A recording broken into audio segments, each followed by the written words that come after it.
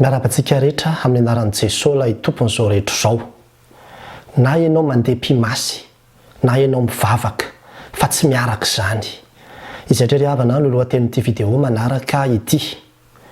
Be dia be ny manao tandroa sady mivavaka no mandeha makany amin'ny mpimasy na mpitsikidy na ombiasy na mpahita na olona manao azo tsindrin-javatra, mpanao hatsarana, mandeha makany amin'ireny voyante samihafa ireny. Zavatra tsy miaraka mihitsy anefa n'izany satria tontolo roa samihafa mihitsy. Ka ny fahotana lehibe indrindra izay tena hoe mahasarotiny n'Andriamanitra indrindra raha mamaky ny Baiboly ianao dia io fanompoan-tsampy io. Tsy mbola ny fijangajangana na ny fandaingana sy ny toy izany akory ary. Satria raha mijery zao ny didy folo, ny didy voalohany dia ny hoe aza manan'Andriamanitra hafa fa izao ihany. Izay no mandeha aloha indrindra.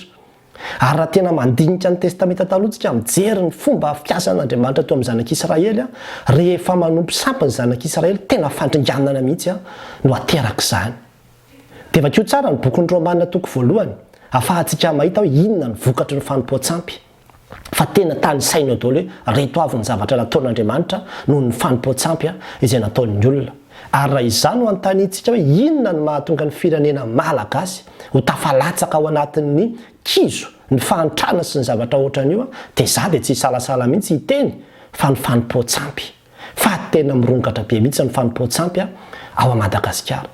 Ary ny kristianina dia tafalatsaka koa anatin'izany indraindray. Asa tsy fahafantarana ve ny sitrapon'Andriamanitra sy ny didin'Andriamanitra sa fahakelezan'ny finoana. Fa tena mila misafidy, ary izany safidy izany tsy izany manao azy, fa i Josoa koa dia efa niteneny izany fa izay teo anatrehan'ny Israely any amin'ny Josoa toko 4:9-20. Raha sitrakareo izy nanompon'i Jehovah dia fidionareo anio ary izay hotomponareo na ny Andriamanitra izay nitompon'ny razanareo tany an-dafin'ny ony na ny Andriamanitra ny Amorita izay ponina teto amin'ny tany nenanareo, fa raha izao sy ny ankonako kosa dia hanompon'i Jehovah izay. Mila misafidy isika. Iza marina ny tena hotompoana, Andriamanitra sa ny razana. Izao vidéo izao tsy milaza mihitsy hoe inona na inona, fa mampahafantatra antsika ny amin'ny hoe tsy afaka miaraka ny fanompoan-tsampy sy ny fivavahana kristianina. Tsy afaka miaraka mihitsy izany, ary tenin'Andriamanitra amin'ny Korintiana 2:9-10 dia milaza mazava tsara mihitsy manao hoe inona ny ikambanan'ny tempolin'Andriamanitra amin'ny sampy, inona ny raisan'ny maizina sy ny mazava. Ny sampy raha fitinina tsotra fotsiny dia hoe izay zavatra rehetra heverin'ny olona fa miaro, tokonainy, manafaka azy, hery io kanefa ivelan'Andriamanitra. Izay natao hoe sampy. Na inona io izany na inona. Ka ianao mandeha makany amin'ny dadarabe sy makany amin'ny mpimasy io nefa mivavaka, mba fantatro hoe herin'iza no miasa ao anatiny ao. Herin'iza no miasa ao anatiny ao. Dia ireo hery izay miasa ao anatiny io no hiasa ao anatiny ao, dia tadiavinao hiasa ao anatiny ao koa ny herin'Andriamanitra, dia misy hery anankiroa samihafa hifanohatra hiara-hiasa izany ao anatinao ao. Tsy mety mihitsy fa misafidy ianao, na ianao hivavaka na ianao handeha ho any.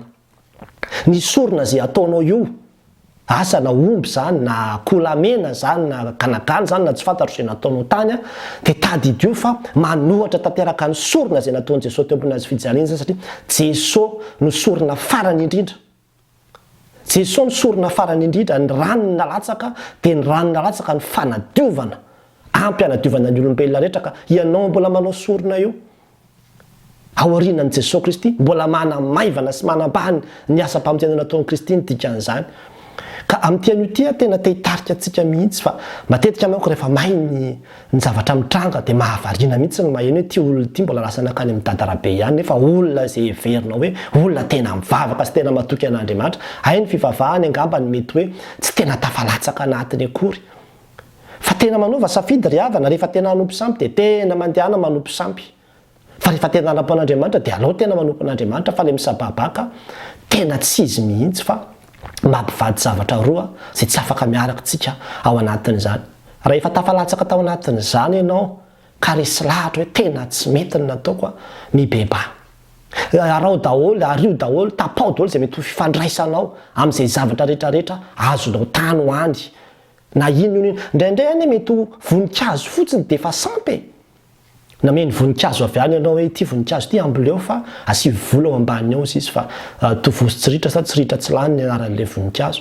dia io voninkazo io sisy isitona ny fahasoavana sy ny fitahina ho anareo mitoky amin'le voninkazo ianao efa lasa sampy zany le voninkazo amin'izay fotoana izay ka zay vidinao hoe na ianao hanompo an'Andriamanitra na ianao hanompo le voninkazo na ianao hitoky amin'Andriamanitra na ianao hitoky amin'io voninkazo io fa tsy afaka atao miaraka zany hoe Andriamanitra tsy manampy izay tsy manampy ny tenany ka ny fivavahana kristianina atao ihany fa ny sampy koa etsy-andaniny ihany nga izy io azo atao arak'izay itiavantsika azy na misy fivavahana sy fanaovana hira ara famakina baiboly aza any am-panompoana sampy dia vakiny amin'izay makiny azy zany fa ny baiboly tsy makasitraka an'izany mihitsy hoe hanompo zavatra hafa nefa dia Andriamanitra ny tompona ao anatin'izany ka amin'ity an'io ty ravana fampieritrretana izao video ataontsika izao satria isika kristianina izay tena mahalala ny sitrapon'Andriamanitra mitombena tsara miandry an'Andriamanitra na marary mafy toinona azy ianao aza mivarotra ny fanahinao ho an'ny satana na inona toe-javatra sarotra lalovanao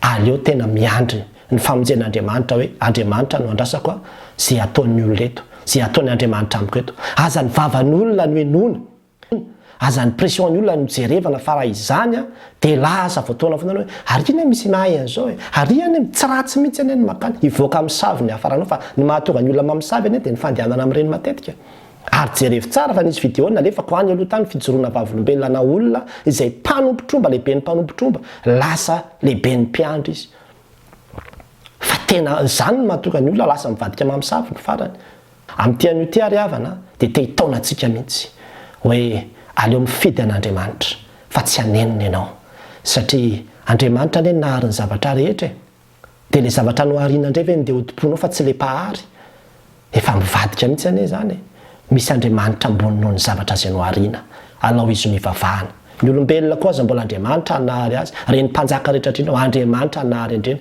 tsy alao ve le Andriamanitra hanahary mivavahana zay le olombelona nohariany amin'ity an'io ty matokiny tompo mibeba miverena fa mazana be mihitsy ny vokatra ny fanompoan-tsampy aza miandry kapoka fa meteza handray izo afatra izao fitiavan'Andriamanitra anao handalana ianao amin'ny fanompoan-tsampy ny fandehanana amin'ireny karazana hoe mijery andro reny mpanandro efa fanompoan-tsampy reny fa vakio ny Deutéronome 7:10-11 vakio ny tenin'Andriamanitra fa tena fanompoan-tsampy reny itsika dia tsy mindro ary tsy mitoky ary tsy miankina afa-tsy amin'ny herin'Andriamanitra rery ihany mahavonjy ny Andriamanitsika andramoka izao fa tsara Jehova ary sambatra izay mialoka aminy ho an'Andriamanitra rery ihany ny voninahitra amen